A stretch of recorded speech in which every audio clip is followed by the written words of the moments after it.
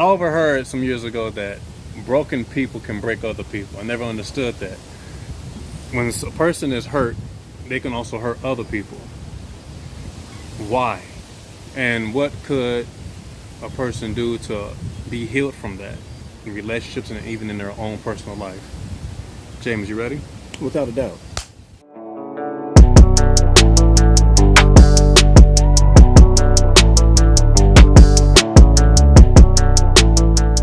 So we have to understand what we mean by broken. A broken person is usually a person who's still receiving the affliction of a wrong that has been done to them. You know what I mean? One of my most utilized analogies is usually a woman who grows up without any father figures in their household. They usually grow up with extreme trust issues towards men because they never started off with a firm and or solid foundation from a man. In some cases, it does come from the mother who's also angry with the father, and she actually puts a bitter connotation inside of a woman. And then in other situations, it's just a woman who's seeking that stability. They're seeking that father figure. However, they don't understand how much they're handicapping themselves. Think about it. A father figure is somebody who provides and protects. You know what I'm saying? Provides emotional stability, somebody who builds them up, somebody who you can crawl to and crawl under at any particular moment in time. You know what I'm saying? A father versus a daughter is as a father, you have the actual responsibility to completely take care of and build up that little girl as something strong. However, as a wife, you were supposed to be a support, a partner, a side by side. The word support means basically to hold up. So why in a relationship would a husband want a daughter and not a wife? Because some women genuinely have in their head, I want to be up underneath my man. I want him to provide and protect and be up underneath me at the whole entire time. But I want to ask you the question, how do you want him to provide and how do you want him to protect? I always encourage men to provide stability to a woman's mind by always encouraging her and then protecting her heart, letting her know she is not her past. Yeah. Providing doesn't always mean finances, and protecting does not always mean fighting. You know what I mean? Can you elaborate more on that? Well, because whenever somebody hears the word providing, and the way society has built this honest to goodness truth, is money. They provide. Whenever you hear provide, they always go with finances. You think about it. In the state right now, if it's a broken relationship where a husband or when a man and a woman has a child, they put a man or a woman on child support. What is child support? I'm taking this much money out of your check. And then all of a sudden, they'll put him or her on, you can spend time with the child every other weekend. Is that actual good time to spend? No, absolutely not. Period. Every other weekend gives a man 4 days out of a month just to cultivate and build up his child, or a woman on that standpoint. However, money comes out of your check every time until that child is 18. And the unfortunate thing is people are excited about the money that they get on those cards, and they feel that's enough when it's not. It's nowhere near enough. My personal philosophy is they should have time support, not child support. Because at the end of the day, if a parent is going to spend time with their child, they're going to spend money on the child regardless, right? Whether it's the food, going out to eat, having fun, watching movies, whatever, you're going to spend money on the child anyway. Money should not have the strength of dictating if you are or are not a good parent. And I'm saying parent because I'm saying like-mindedness on men and women. Unfortunately, especially in this state, you see more men who's on child support than women. And I know personally a lot of men who wants to be in their child's life, a lot of them. And it makes it difficult sometimes. So when people hear provide, they immediately go to finances. Like men and women alike. If when you think of somebody to provide for you, tell me one of your top 5 things is need to have a job. Yeah. Tell me that's not one of the top 5 things. Yeah. You know what I mean? Which breaks down the money finances. So providing is always the money, which that's not. And then protecting doesn't always mean fighting. Everybody feel like a protector is if somebody breaks into my house, he need to be ready to go. You know, he need to stab and or shoot somebody and protect it.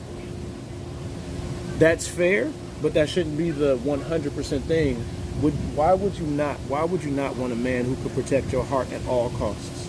Somebody who you can actually pour your deepest, darkest secrets into, and he will never hold it against you, but he will build you up from it. Right. That's actually protecting, because now you're actually healing from your broken stage.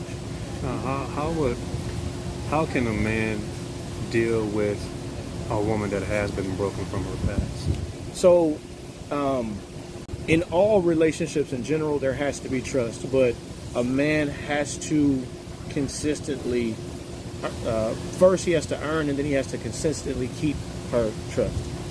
Do not allow the past to come back to utilize as fuel. You know, when you go to 1 Corinthians chapter 13, I believe it's verse 6, it keeps no account of wrongdoings. Love keeps no account of wrongdoing, right? How many times in an argument, when somebody has done something a month, a week, a year, 16 years, 55 years ago, they did something at that particular time, and then if something similar comes up, it's brought back to the forefront. You just did this, just blah, blah, blah, blah, blah. That never allows a person to feel like they're growing. If you can keep account of every single wrong thing that they're doing, they'll never allow them to grow. However, if a man earns and then maintains the trust, which means,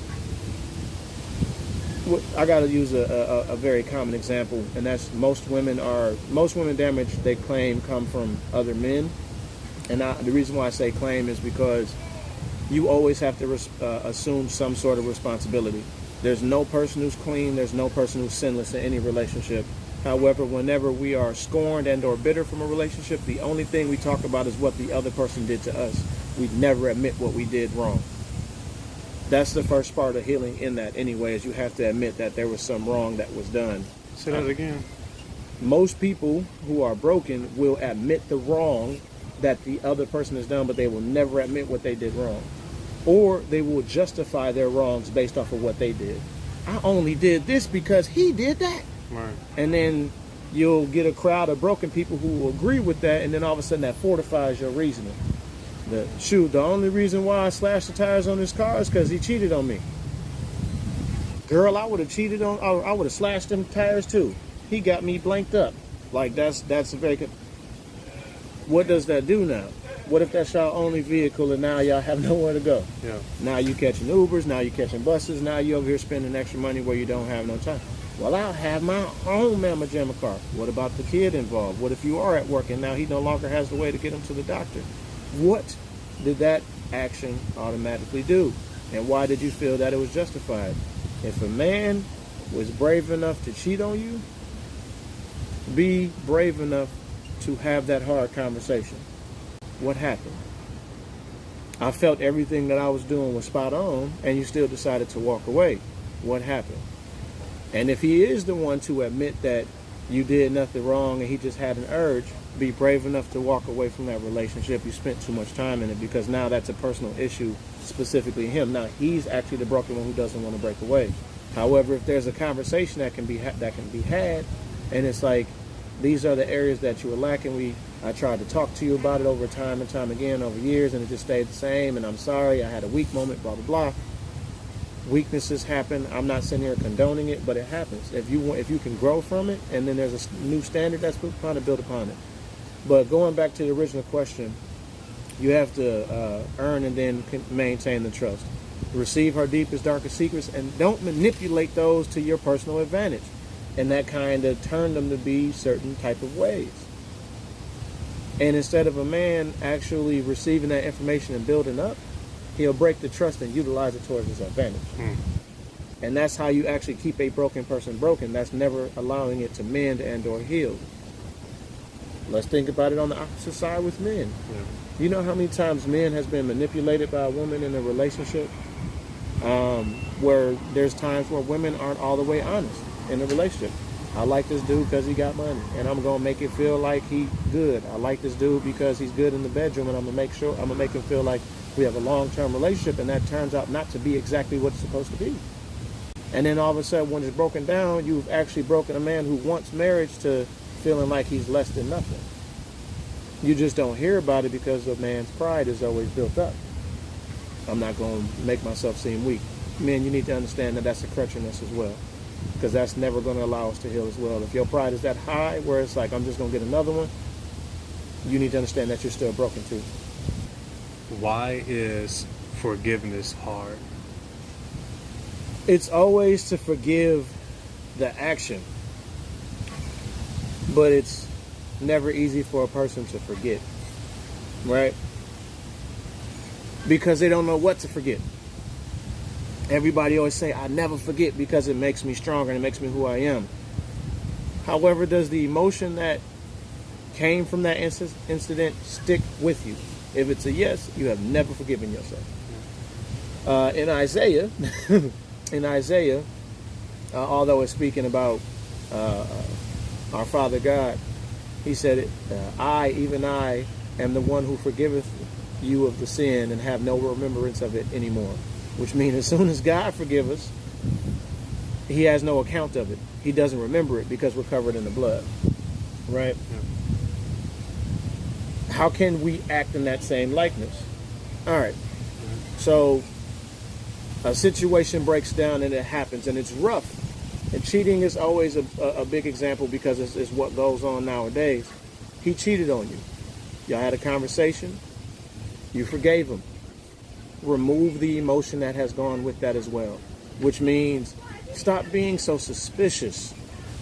Don't feel the need to go through a person's phone. Don't feel the need to be jealous. Don't feel the need to just make him feel in an awkward particular way. Yeah. I know some people might not agree with that. Like, I'm finna go through his phone. If he cheat on me, I need to make sure. What does that do though? If y'all had a conversation, y'all came to an agreement, and he gave you a word and you gave him his word, you need to hold him to the new covenant that y'all just made. That agreement upon that forgiveness is what you hold him to now. That doesn't mean going through the phone or opening up everything, because as soon as you do all that investigation, it feels like you never forgave a person in the first place. Yeah. That's vice versa for you too, fellas. You know, she flirting with dudes at work. I'm gonna make sure all this and like break it on the new covenant that the two of y'all just made, and then hold them on the standard of that. That's how you kind of forgive and both forget in that. As soon as it's been established that there has been forgiveness, there's a new covenant that's been established. Mm-hmm. You go on that one and you move forward. Everything that has happened has already happened. You can never do anything about what has happened. You can't do anything of what has happened. The damage has been done. But if you stand in stone a new covenant, that is now your new agreement. And then if that one is broken, you can make the decision to make a new agreement, or you can make a decision to dissolve the relationship. It's as easy as that. Don't overcomplicate it. Leave it simple. So that mending does come specifically from God. You have to allow God to bring certain people into your life and help you through that. But God has to be the mediator. He's the only mediator that you can have. He's the only mediator you can have. And in the midst of that is discovering truth. You have to discover the truth in all of it. We already know, you already know specifically the wrong the person has done to you. Now what are you going to do?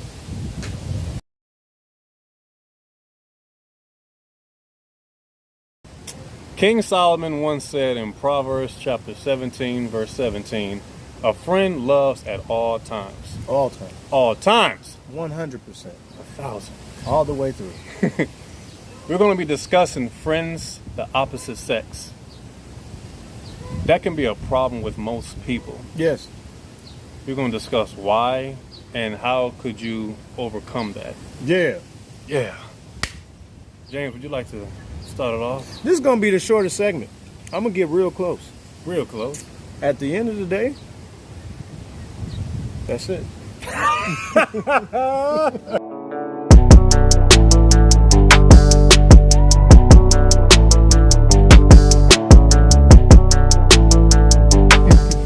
If you have friends with the opposite sex and you're not willing to introduce that friend to your current girlfriend or boyfriend, it's a negative relationship because you have negative intentions. Don't care on what you're going to stop being friends with them forever, then it should be easy for you to introduce to the partner who you are actually with. Yeah. If you're not willing to introduce, we need to understand that there are some very secretive and hidden motives. No exaggerations. The way you fix it, introduce. All right, we're done. I'm telling you that. Paul said this, 1 Corinthians chapter 15, verse 33. Bad company corrupt good morals. In other words, bad people will simply destroy. I got a rock because, man, destroy your good attitude, good behaviors. This has affected a lot of people's relationships because when an individual that you're dating has friends of the opposite sex, yes. Is it really important to have that individual around? And what is the motives behind it? Like Cousin James said. Yeah. Sometimes it can be too secretive and then things can just escalate to a point where now there's cheating or there's some sort of emotional attachment. Right. James, what are the signs of things like that can really be troubling in relationships? Secretiveness. Yeah. Without a shadow of a doubt. Do you think that's why some people kind of like check phones and stuff like that? And to a degree, yes. But if you are ever in a relationship where you're at a stage where you want to check phones, you need to understand that trust was never really established. No. That's already immediate. If you are in a relationship and you have to have those level of rules of where I got to check his phone, I'm making sure that I'm checking his statements at work, I'm checking the gas in the car to make sure that he's driving back and forth and going exactly where he needs to. I need receipts to the grocery store. I need receipts for the phone bill. I need cash receipts. If you had a relationship and you got to do all of that, where is the trust that has ever been established in that in the first place? You should have been gone. Because that right there is a job in itself. It is a job in itself. And everybody already works. So trust is something that should have already been pre-established, without a shadow of doubt. But the three largest signs, honest to goodness truth, is, let me reverse. It's not an issue to have friends with the opposite sex. all right. But if these three things kick in, then it is an issue. Secretiveness.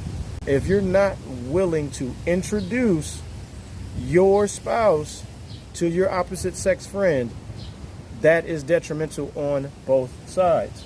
Why? Because there has already been some sort of feeling connotation that was there. I'll give a perfect example. Women could say, I've never had sex with this dude before. However, if your male friend was the number one guy who you went to every single time in any sort of situation, and that includes your boyfriend who you are with now you know that you're secretive, and now you know that the trust in that relationship is already somewhat damaged, because I don't want them in meeting, because I don't want my man to know what I really think of him. Why not? And then vice versa. When it comes to men and the women, that's the same exact scenario. It's the same exact scenario. So secretiveness, that's number one. Number two, late night texts. If you pick up your phone at any time of the day and you're not necessarily willing to do it out in the open, but you always got to remove yourself, that is also a very random sign. In a relationships, I always say, is built on trust, which means there needs to have some level of openness. You should be free to just, legitimately introduce your Mrs. or Mr. to whomever, because you're proud of that relationship. Especially in marriage, if the two are now one. Why would you not be proud legitimately of who you have next to you? Because that is your ace. That is your friend. That is your ride or die, whatever you want to say. But that's supposed to be your go-to. So if you have to get up and remove yourself because of a conversation or because you don't want them to know what you're texting, that is also a bad sign. And then the third thing is defending that opposite sex friend over anything else. What do you mean by that? So if a man or a woman, so women, if your boyfriend, husband is trying to say, like, I'm uncomfortable with this relationship because I can sense certain things, and you immediately defend, like, he ain't never been like that, we've been friends forever, I knew him way before you, blah blah blah, that's a red flag. And then vice versa, it's the same exact situation. She don't even like me like that, all that other stuff. That's the reason why I won't introduce you to her anyway, because you always jealous, and always you start making these excuses for why you don't want to do it, when you just got to admit that you got negative intentions. You just got to admit that. And the negative intention is, it just feels good to have a number two, which means that is a trust issue that you have inside yourself. That's an insecurity. It just feels good to always have somebody on the side. Even if it's not sex, it always feels good to know that I can turn to a person. Why can't that be your spouse? It's not bad to have male or female friends. If it's not bad to have an opposite sex friend. Just introduce, and now it's your friend. Once again, and this is more towards marriage. If the two are now become one fresh, y'all share the same friends. Y'all share them. Introduce, have fun, enjoy each other's company. Don't feel awkward and behind it. You know what I mean? That's a trusting. That's even also trusting. Like, I want to introduce him to my best male friend. I want to introduce her to my best female friend because I'm confident in what I got. I'm happy with what I got.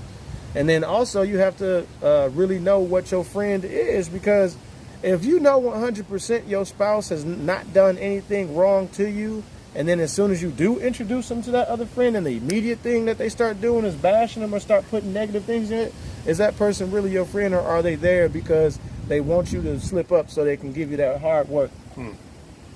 That, you know, sometimes the snake even tricks people who we feel to be your friends, but that'll go back to another segment where I said you have to understand the difference between an acquaintance and a friend. A friend will always build you up, period, and they will always rock with you, period. And it's so, like, these are practical steps in order to kind of solve these things, but the introduction is real, and if the introduction turns sour, like if it's just like, She seemed real sneaky. You need to be careful on that one. What is the biggest, and what overall is the biggest thing? And then we tend to poison even our own thinking, and like, women know women and men know men.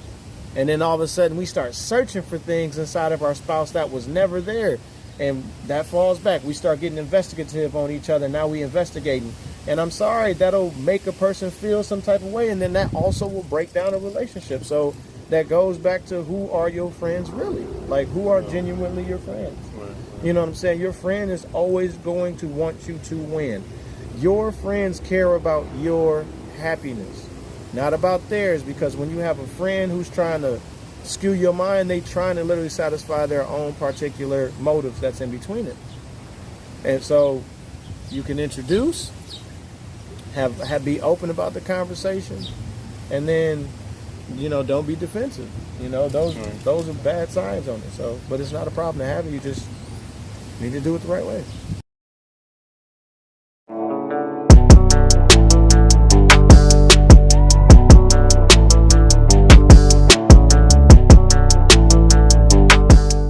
We have to first identify what we're reading before we can intentionally ignore something. When you ignore something, you know that it's there and it's existing, and you're trying to preserve your own feelings and mentality. However, you really are damaging yourself even further. If a person is terrible with money management, whenever they get money, they spend it. Whenever they get money, they want this, and they're always in financial debt, why would you continuously give somebody money? See, that's a very easy thing to do, right?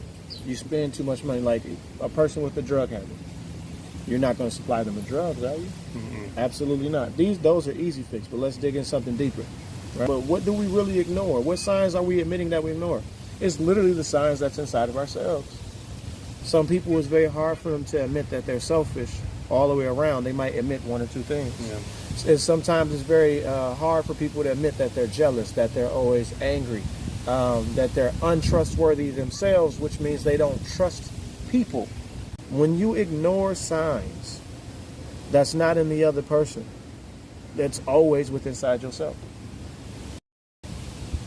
That even breaks down to when you openly know that a man or a woman is doing you wrong, and you still stick to it. Like, there's many relationships where the other person know they're being treated wrong, but they have abandonment issues, so they stick with it.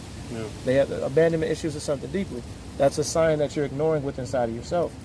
I don't want to be lonely, so I'm going to just deal with this. But eventually you start eating yourself from the inside out, thinking that you're worthless and this is what you deserve and this is what you feel like you need to be treated as, and that's nowhere near the case. That's an abandonment issue. That's a self issue. When you ignore a sign, it's specifically you ignoring you. It's always easy to identify what someone is doing onto you, but it's very difficult of looking in the mirror and admitting everything that you're doing wrong. That's what we mean about ignoring the signs. Yeah, we know what a red light, yeah, we know what a yellow light and a green light says, but you might have a pothole, which could be something from childhood that you haven't dealt with. A kid might dart out in front of you, which is a random issue that might pop up inside of your life that comes out of nowhere. A death in the family, financial issues, a loss of a job, whatever it may be. That's kind of like a kid darting off, because that's an immediate reaction. You got to brake or you got to steer, and all of a sudden you get into an accident or something like that. Hopefully y'all understand like the imagery and the situation I'm trying to guide and stuff like that. But ignoring a sign is specifically in yourself. It's never against the other person. However, we can always project that onto another person. I don't trust you because of all this, that, and the third. Once again, is your behavior trustworthy? Ask yourself that. Is your behavior trustworthy? Eventually, you're going to break down to, no, it's not. So ignoring signs is more of a self-reflection and not opposite. Look at yourself in the mirror. Understand what signs are you really ignoring yourselves. Is these things hindering you from that very next step? If so, have an opportunity to never forsake the assembly of yourself. Get to God, meditate, pray over it, and work from that moment after you pray on it, minute by minute, hour by hour, day by day, to become a better version of it. And you allow the Holy Spirit to guide you. Don't feel that these physical steps you're doing is going to make you better. Make sure that you're doing it to heal in completion. You have to heal in completion. You have to understand that when you're making these changes, that you're doing it because you know it's going to be a better version of who you are. Don't do it for the satisfaction of another person, because if you're doing it to get the glory of another individual, you're doing it in vain. You're not doing it in wholeness. Because what will happen if that person leaves? What will happen if that person passes away? Is all that work you just put up now just going down into the toilet, and are you going to revert back to what you've been going through?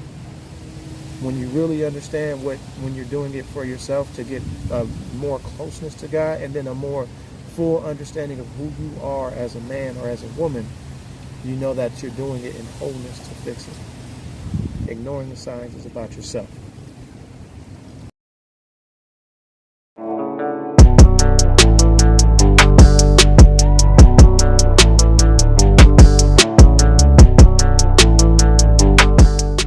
Your attitude is a direct reflection of who and what you respect. If you have absolute respect for anything or someone, you're going to show it nothing but happiness, contentment, and joy, which are all attitude traits.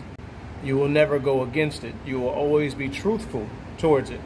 Because whenever you have respect for someone or something, you give it your best effort so you do not damage the respect that you have for it. If you don't disrespect something, guess what your attitude going to be? Absolutely trifling. Yeah. You're going to disrespect it in every single way that you can. You're going to down talk it. You're going to downplay it. You're going to make it be less than what it is so you can get him, her, or it to understand how less of something those things are. Those two are direct. So respect is internal and attitude is external. When you have respect for something and or revere something, you basically have a love for it, right? You have a love for it. When you respect your mom, your dad, God, you love those particular things, your children, you love all of those things, so you never want anything bad to come towards it. You love them. You have respect for them. So you're going to do everything that you can to make sure that they feel that love in any way, shape, or form. Giving a listening ear, giving advice, giving money, giving gifts, giving hugs, kisses, love, whatever it may be. When you genuinely respect something, they're only going to get the better side of your attitude. However, if you don't respect something, that goes for a job. If you feel like you don't respect your job because it doesn't appreciate what you do, what do? You call in to work, you don't put in the best amount of effort. Sometimes you come in to work with a bad attitude, or I just don't want to be here. You'll wake up in the morning, I don't want to go to work today. Yeah. And I'm using that as a perfect example because I've had 5 jobs that I didn't even care for. I don't even feel like going in today. When you actually find a job, and I know we specify more about relationships, but I'm using that as an example. When you find a job that you actually enjoy, you start waking up early. You start preparing your lunches early. And then sometimes you make an excuse to go to work early. I'm going to head out early. That's the same thing in a relationship. You can't wait to get next to that person. You can't wait to grow with that person. However, if there's any disjointment or there's a lack of respect there, you'll find other ways to spend your time to not be in that relationship. That can be with a video game, that can be with work, that can be with friends, that can be on your phone, that could be even developing your own personal craft. You know, some people be like, I put my dreams on hold and now all of a sudden I want to do them. If you're in a relationship, that man or that woman is actually going to be one of the motivators for you to be in your dream. You're not going to make that decision on your own. In some cases, the man or the woman finances that dream because they believe in what you can do. But when you decide to do it on your own accord, where is the respect? Where's your attitude towards that person? I put my dreams on hold for so long. You see how that's an I thing? I put my dream on hold for so long. When you're in a respectful relationship and that man loves your dream and you love his dream, you guys start putting an effort together to build it as a goal. Am I making any sense? Yeah. So respect is the internal drive. That's that reverence. That's that love. And then the attitude is the external. It actually shows what's really there. The two is actually hand in hand. If you respect something, the only attitude you're going to give it is perseverance, love, happiness, contentment. If you don't respect it, it's going to be a lot of contention, a lot of anger, a lot of frustration. Like, I can't make it even more cleaner than that. I know I can talk a lot and go into all of these analogies, but that's just a hard truth on it. And so if you have a bad attitude towards the relationship that you're in right now, respect does not exist. I don't care how you try to box it, like, well, he's a good father, but I hate him as a man, or she's a good mother, but I hate him as a girlfriend. That's still not any respect at all, and you shouldn't be in a relationship. Y'all can still be parents, but y'all shouldn't try to make the relationship work. If you feel that there's an avenue for the attitude to change or something in there to change because all of a sudden y'all building on respect because conversation is coming and then there's acceptance and trust and honesty and all of that, yeah, you're building on something. But if y'all know that there's not going to be any of that to come the way, I'm always encouraging not to waste your time because that's the one thing you can't get back. You have to utilize and invest your time wisely. Do it effectively. And sometimes both men and women spend too much time in the wrong relationship with the wrong person and has so many blessings passed them by.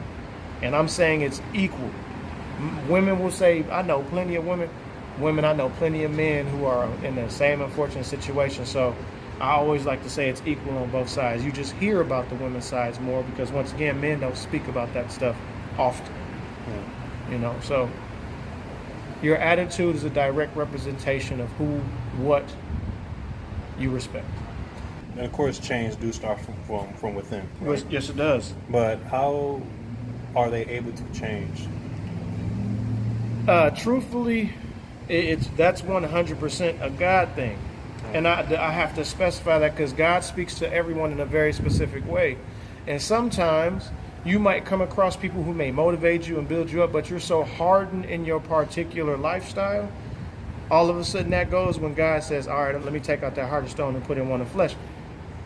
He will expose you to yourself. Yeah. And sometimes we don't like what we like. We don't like what we see. And it could be a multitude of things. Like, most people actually think about the negative things that they can go through. Sometimes you experience homelessness. Sometimes you might experience going to jail. Sometimes you might experience illness. Sometimes you might experience death. That may shake you up.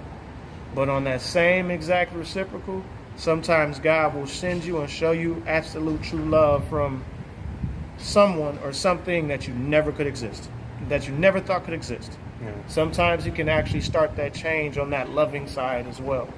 Like I said, we hear about the negative stuff way too much. Sometimes that loving side is a legitimate friend, and you could be in your worst of time who never turned their back on you. You know what I'm saying? Sometimes it could be a man that came out of nowhere and literally accepts you for every single thing that you've been through. Sometimes it can be a woman who would never give up on a man who is progressive. I have to make sure I put that, who is progressive. Not a man who's stuck, but a man who's actually progressive and building on something, but couldn't get over that particular hump. But you can see that he's progressive and his mind is in progression all the way through. So that is a God thing. God will, for those who He call onto Himself, He will intercede, and He will expose Himself to you. And when you're exposed to God's love, that immediately starts to change. So that's exactly how a person can change. Hopefully what we speak about draws some sort of questions and things with inside yourself. Feel free to comment as much as you want to. Any questions, comments, concerns. Even talk to us about things that you're going through and what you want to grow upon. We actually enjoy doing it. Continue to watch the channel. Always pray for us that we always get the word delivered from God to give on to you. Make things practical and grow. We appreciate y'all. See you later. From being broken to welcoming healing in all areas in your life and building the pillars of trust and truth to establish a stabilized life. With God, all things are possible. And as a wise man once said, don't let anyone take away your joy. I thank you all for watching this video that me and James present to you.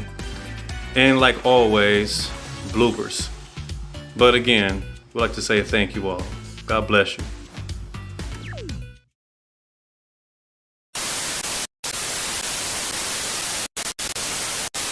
You over there, you have the full beard and the mane. Yes.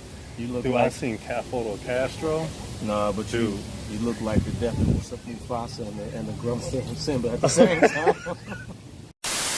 Sit close. I am sitting up close. You gotta lean closer. I don't like to lean close. Look, you see how I'm just sliding back because this chair is all underneath the sack? Never mind, let me not talk about the sack.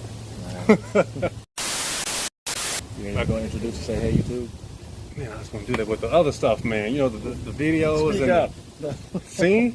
That's what I'm talking That's about. what you get. you did it like 16 times when I tried to do it for that one snippet. I'm doing it at least one time. And then I went back. Times. And then I went back like it was a time machine. I'm doing it to you 16 times, just once per video. Got the Mike Tyson eyebrows. Man. you know what I'm saying? Like, I got the Mike Tyson eyebrows. I got the eyebrows. I just You got bogus. it. I'm not All right. bogus. I'm not bogus. I just do it. Anyway. One of the things men absolutely love from women is words of affirmation. Words of affirmation. Yeah, I'm being honest. Like most men might say, I like to get them cheeks and whatnot, but words of affirmation. Go ahead, do it. Do it. Yes. But words of affirmation. If you sound like that in real life, you're going to stay single. I'm gonna give it to Arnold. When I get married, I'm gonna give it to Arnold. Come here now. You said the Arnold, dog. You know how much steroids that's going to be for no reason at all. That just sounds abusive. You're going to be all veiny. Just, You said veiny? You're going to have the Bruce Lee shaking. Like, oh, goodness, man. And when you are married, give yourself all the way through to the other one. You know, that's just all it is to it. The bed of marriage is undefiled. Don't nobody need to know everything that's going on in your bedroom. So whatever y'all like, y'all do. Just make sure y'all keep studying each other and y'all just wear each other out. Yeah, keep it private. Why are you playing in the private?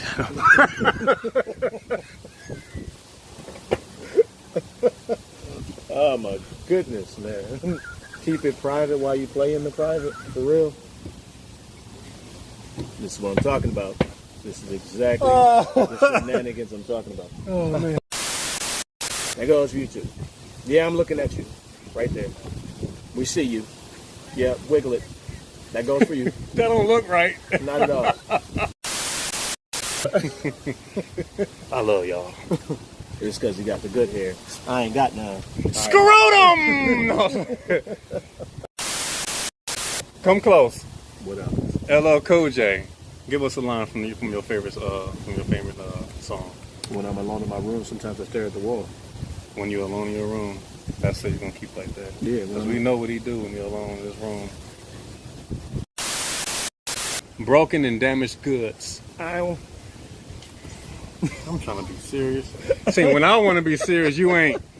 Broken. All right, never mind. It's a big old wasp. Look at this.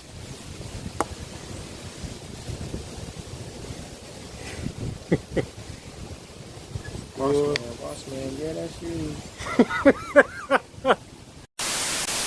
Man, it's just Why does it smell like cocoa butter? Oh, I'm black. You know, we use cocoa butter, coconut oil, olive oil. All kinds of oil. Jesus oil? Yeah, you gotta use That's that olive oil. anointing. That's a Jesus oil. Thank you.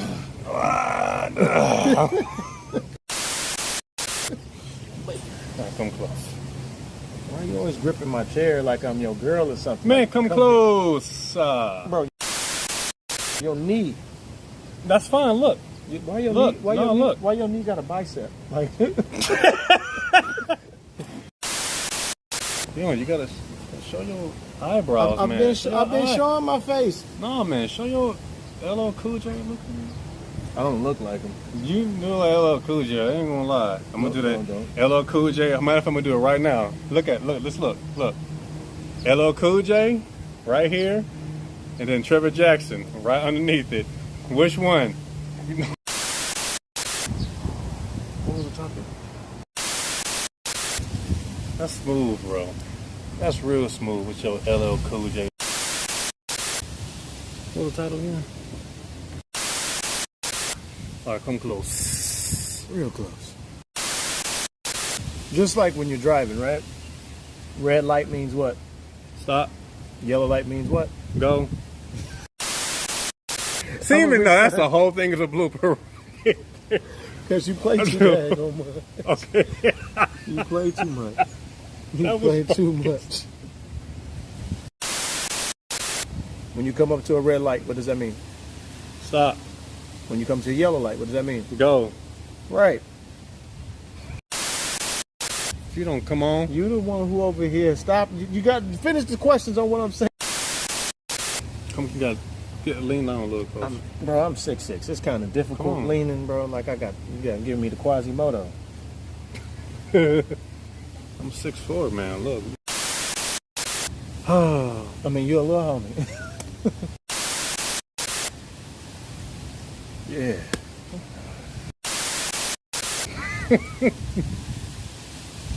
By the end of this video, y'all will see this hand across both sides. Scoot over. Stand still.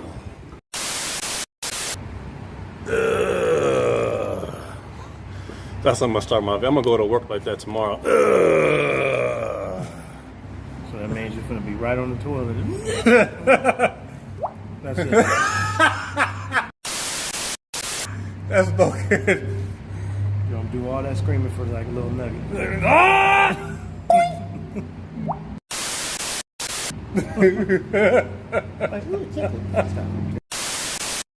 Go ahead, James. Carry it away, man. The end. No, I'm not.